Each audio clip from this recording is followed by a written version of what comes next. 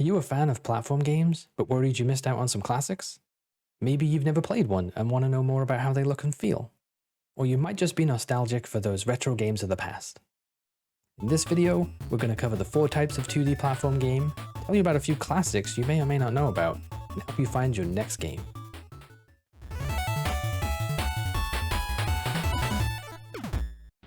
Home consoles introduced platform games to a wide audience for the first time, beginning with titles like Super Mario Bros. On the Nintendo Entertainment System, and continuing today with Celeste, Limbo, and Spiritfarer among many others. Whether you've played games for 4 years or 4 decades, there are a ton of AAA titles, indie hits, and everything in between still to be discovered. The simplicity of the 2D platformer makes them easy to pick up and yet difficult to put down. Due to the hardware limits of the early consoles, games had simple rules that became more challenging as the hardware improved, giving developers new and unique ways to stand out from each other. 3D has become the dominant format for games over the last few decades, but indie developers have kept 2D platformers alive with releases online via services like Steam and Good Old Games. Beginning with the PS3 and Xbox 360 consoles in 2005 and 2006, Sony and Microsoft have given incentives for developers to publish to their platforms as well, giving even more gamers access to this format. What type of platform games are out there? Let's start at the beginning. Classic is where it all began, a platform game with the traversal of those platforms being the goal. If there are enemies in a game, they serve as obstacles to stop you, but they are not an objective. Princess is in Another Castle should sound familiar. Most games of this type have weapons or simple power-ups that give you an advantage, but the game can be completed without them. The real challenge is in the level design and reaching those end credits. Games like Super Mario Bros., Sonic the Hedgehog, and Mega Man began long-running franchises from these first consoles, and have had recent releases like Super Mario Bros. 35 as part of Nintendo's anniversary celebrations, Sonic Mania, and Mega Man 11. Mega Man has stuck with the 2D format over the decades and across multiple platforms, trying out a few different ability options and giving players a ton of bosses to defeat. The difficulty level has increased with new releases, but the core experience has kept players coming back time and time again. There are a few notable exceptions to the classic format. Unlike traditional platformers, Kid Icarus scrolls vertically as you progress, but make sure not to fall off the screen or you die. Precision jumping platformers like Celeste have little to no enemies, but the level design is challenging and requires careful thought about how to advance. Speedrunners excel in mastering these games and have become popular in recent years. The second type is very similar to the classic format, but now enemies and platforms switch roles. The main goal is to clear enemies and move forward, with platforms giving you options as you progress. High body count and dodging enemy fire is key.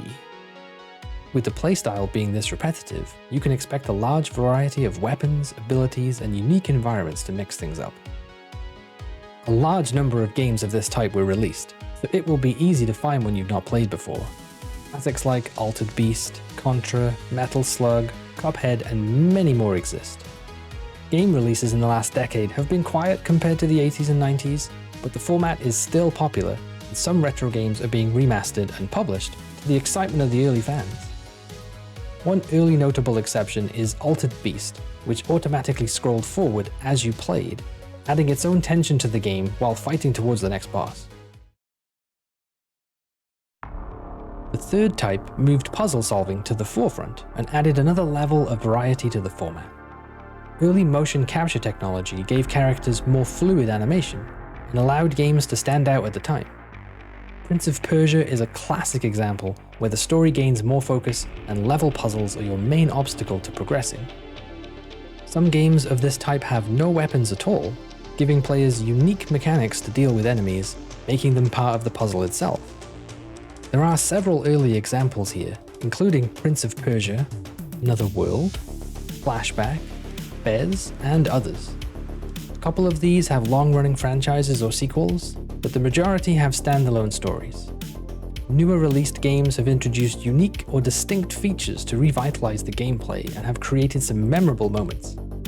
A few noteworthy entries here are Braid, a story-heavy puzzle game using the direction of time as a mechanic, and hue, where color adds to the challenge of progressing through the levels. Our fourth and final type introduces exploration as a game focus. The first three game types have very linear paths to progress and don't feature much backtracking once you complete an area or level. Exploration allows players a more open world to move through and removes the idea of levels from the playstyle. Acquiring items during the game will open new paths that were blocked without them, giving the player power-ups and abilities that they will carry to the end game boss fight. Early games like Castlevania kept progress more linear, opening up exploration in later releases.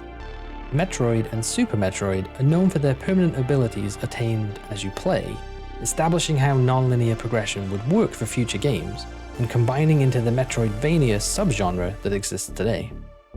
Other early games like Bionic Commando and Turrican use these mechanics heavily in their gameplay. This fourth type has become the dominant category in recent years, with some games adding additional variety to the core concepts. Games like Ori and the Blind Forest and Hollow Knight stick to the format but have unique art styles, whereas Dead Cells adds a roguelike random level generator, and Iconoclasts grants abilities but limits how many can be active at the same time. New games are being released on current platforms like Switch, PlayStation, Xbox, and PC, and publishers have begun re-releasing collections of classic platformers over the last decade so that a newer generation of gamers can experience these gems. Nintendo and Sega's miniature classic consoles were a huge hit, bundling a number of top games from early consoles. More recently, Nintendo Online on the Switch has become an easy way to play classic Nintendo and Super Nintendo games, with the library expanding multiple times a year for the same price. If you missed out on these older games, it's never been easier to get hold of them on a console or PC you own today. So, what will you try out next? Take on Dr. Wily and his villainous band of evil robots? Help Sonic thwart Dr. Robotnik and save the cute animals? Or just rescue the princess, who is likely still in another castle? Let us know in the comments below, and please like this video if you found it helpful. To see what we're digging into next, hit that subscribe button and check us out next time.